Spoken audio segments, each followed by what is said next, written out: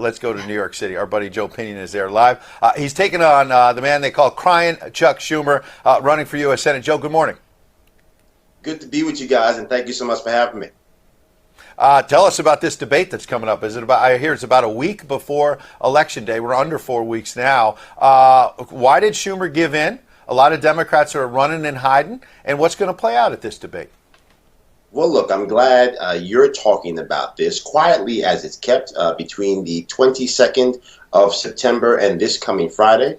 Chuck Schumer has spent close to $1 million on TV ads alone, not including the mail, not including the digital buys. So it is clear that they see something in the numbers that has them concerned that after 24 years in the United States Senate, he is now spending money at a rate we have never seen before. So we trust that they recognize that our message is resonating, telling the untold story of New York State, where, as I've told you before, the murder in Rochester now eclipses the murder rate in Chicago, Illinois, in a place like Syracuse, where we now see the child poverty rates that are higher today than any other major city in the country. So we are committed to letting people know that this is the moment that we can get the people of New York and the people of this nation the security they need by ensuring that Chuck Schumer no longer has the power to sway their life and to sway their future.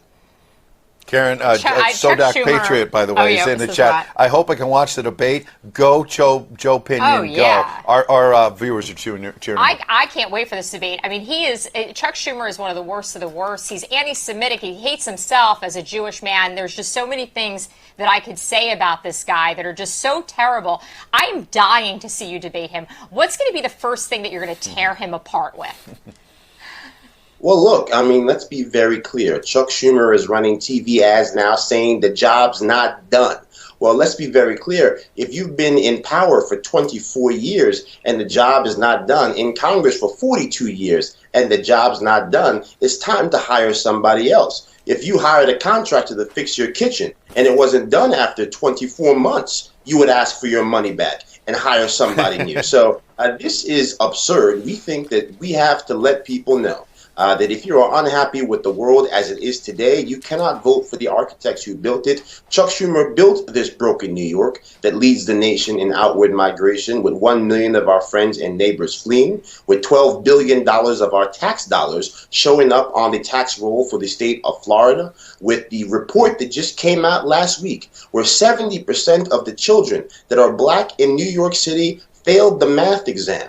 That's child abuse, sponsored by our government, brought to you by Charles Ellis Schumer. And so again, he loves to pat himself on the back for a job well done. He loves to show up with the Publishers Clearinghouse check to try to bribe voters with their own money in the 11th hour, to distract from the reality that he has been falling down on the job day after day, year after year. So we need everybody to know, as I've said from the beginning, this is a nationwide effort to get rid of the man who would destroy America. And as we see this America Last agenda being put into fruition by Joe Biden, by Chuck Schumer, from the disaster over in Ukraine to the human crisis on our southern border, where the mayor of New York City has been forced to declare a state of emergency for a migrant crisis that Chuck Schumer is telling people every day doesn't exist.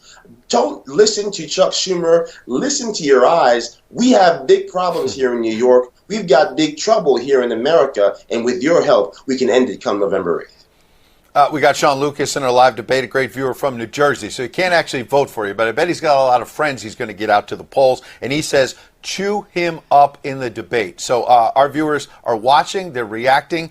You mentioned Joe Biden. Here's a quick clip from that CNN interview. Remember, he lied about inflation and said it would be transitory. Now I think he's lying again. He's saying, well, if there's a recession, there's already a recession. We know that. But if there's a recession, Joe, it won't be that bad. Here's Biden.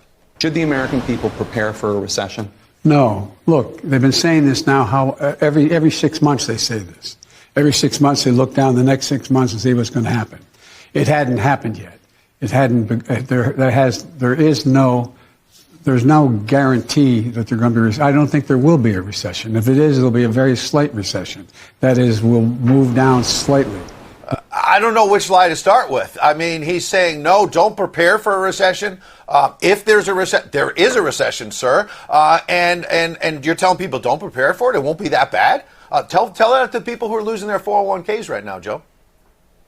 These people would destroy America to maintain control over the American people. To your point, the recession is already here. In the midst of them printing $6 trillion while we have food costs at the highest rate than ever before, while we see the inflation across the board crippling the American dream, putting the hammer to seniors living on a fixed income from Social Security, even Barack Obama knew you didn't raise taxes in the middle of a recession or on the precipice of a recession. And yet that is exactly what they've done with their Inflation Reduction Act in name only, that economists across the board know will explode the inflation and explode the economic woes that are crippling this nation. So we know the recession is already here. We know that they are willing to lie about it if it can get them through this midterm in halfway decent shape. And so again, go to your bank account, look at the money that is there, ask yourself if it is going to last you, ask yourself if you can continue to afford to pay close to $10 and $11 for a rotisserie chicken, ask yourself if you can continue to pay these astronomical electric and energy prices, and then vote like your life depends on it, like your future depends on it, because even the few pennies they've shaved off the price of gas, never forget that they did it by decimating the Strategic Petroleum Reserve at a time when the president himself is saying we are perhaps the closest we have ever been to nuclear Armageddon. So which is it, President Biden? Are we on the precipice of a nuclear Armageddon and then you are effectively left the cupboard bare? Or are you simply trying to scare the American people into voting for your failed America Last policies? Either way, they have been derelict in their responsibility, and we the people have the power to get rid of them all on November 8th.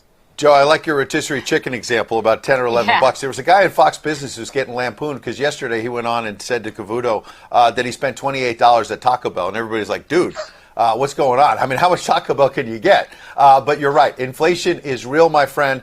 Everyone is happy you're going to get this debate.